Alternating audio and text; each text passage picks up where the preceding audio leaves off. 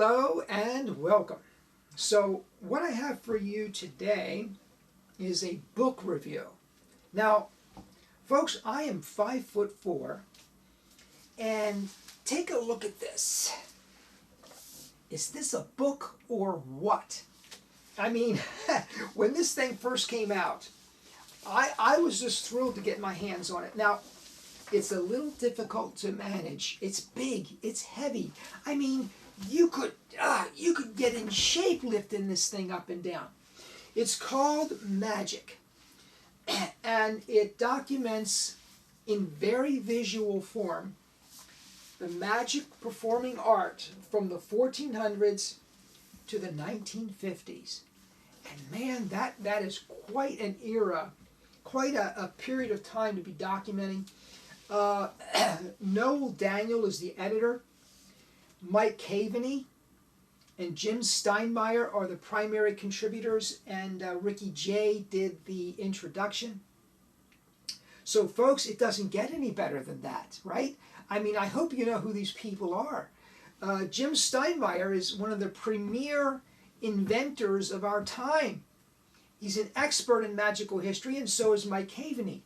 And then Ricky Jay is legend, okay? So you get their contributions in here. I'll tell you what else you get, and I'm gonna go through this and show you a little bit of it. You get access to images in here that you will not get anywhere else, and you get them in practically poster size. And the quality, the picture quality, I don't know if it's going to come across on film here, on video, but the picture quality is outstanding, folks. And I'll tell you what, this is a real education. So let's open it up. I'm just going to flip through a few pages so you can see what this book is all about. Now, I'm trying to do this upside down, so this might be a little bit awkward, but I want to show you something, because I've talked about suspensions and levitations. I did a presentation on that a while ago. Here is a levitation. I don't know if you can see that. I hope you can. Here is a levitation from 1903. 1903. I think that's the year. I mean, the caption, here's what they do. They give you these full-page layouts, and then as you flip back through, and I want to talk about this image as well, in a few pages, you have a description of what you were looking at. So here. So all these captions explain what the photograph was that you were looking at. Now let me go back one here. Here, this one. This was around the turn of the century as well. And this young lady is actually flying. Flying. You know what they say. You know what they say. If you want a new trick, look in an old book. Okay?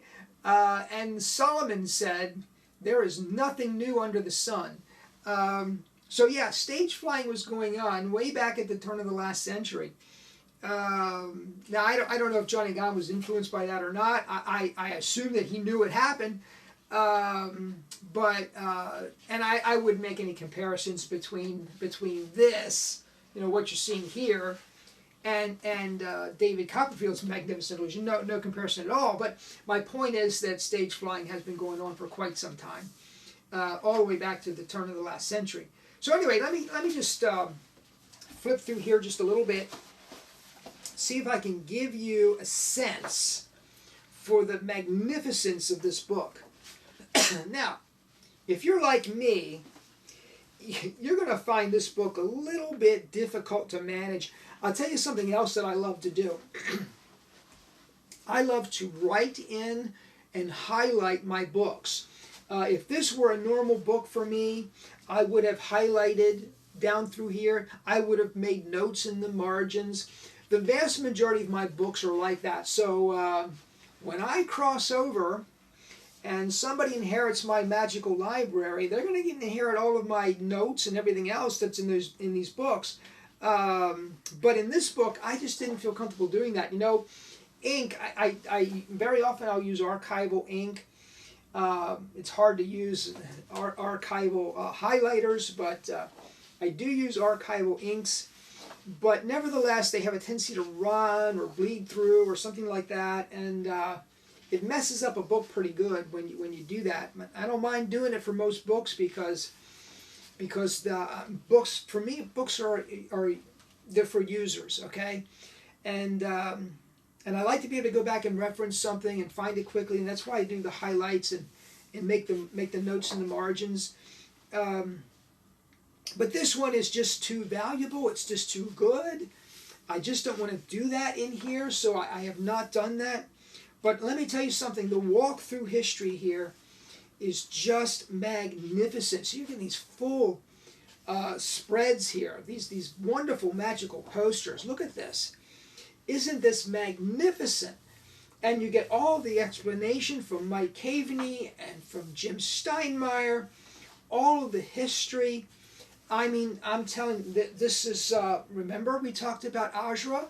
This was the Ajra poster, the very first time, by Leroy and Company.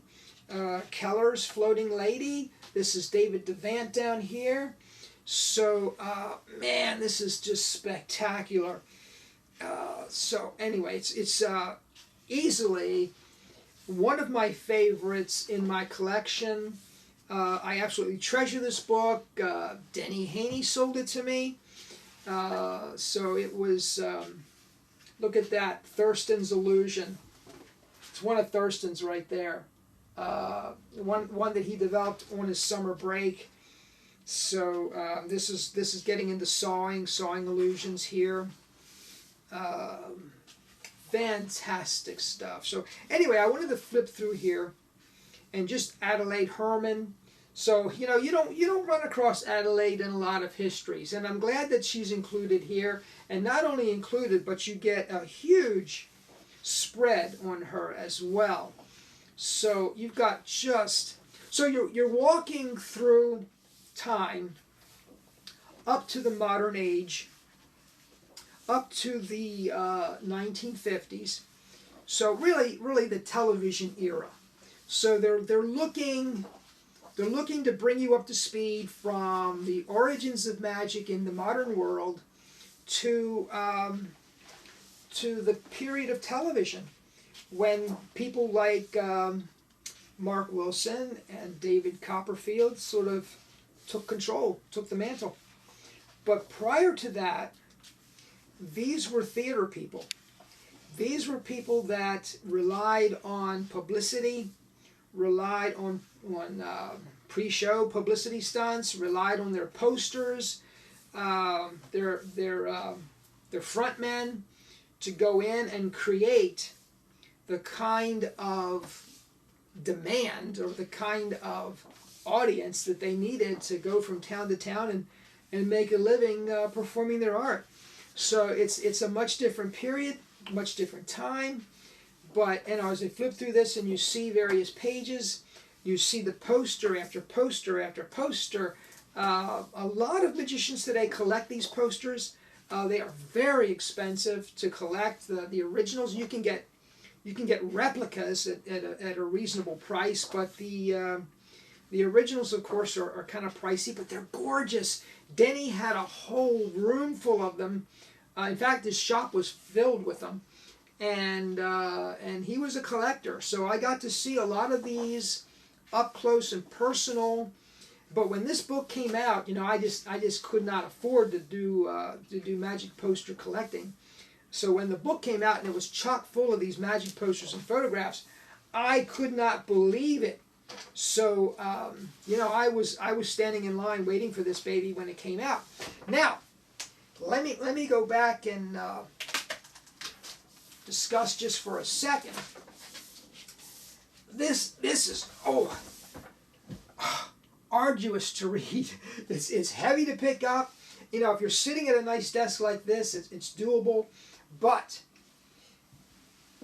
right here, same book, folks. It's called The Magic Book, Noel Daniel, and same thing right here. Same book, much lighter, much more manageable, and much less expensive. Now, if you're a magic person like me, you want this. You definitely want it. You definitely want it in your library. You want to go out and get this. You want to look through it and enjoy the beauty that's in there. But I'm reading this one. This is my reader book. Now I still don't highlight. I'm still not highlighting in here because again I don't want to. It's just when the beauty is this great, you just don't want to tarnish it. So I've not written in here. I've not highlighted, but this was a godsend. I had this a number of years before I discovered that they made a smaller edition. So so I was thrilled to get this and to be able to sit down and go back through it and enjoy it on a whole different level, because this book you can actually carry with you, whereas this one requires a truck, you know. So anyway, folks, it's called The Magic Book. Noel Daniel is the editor. And there are just fantastic essays in here by Mike Caveney, Jim Steinmeyer, and of course the introduction by Ricky Jay. Highly recommend it to you. Folks, if you like what you see, please subscribe. There's a lot more coming. Please comment. I love your comments. I appreciate your subscription. And I will talk to you soon. Thank you so much for joining me. Have a great day.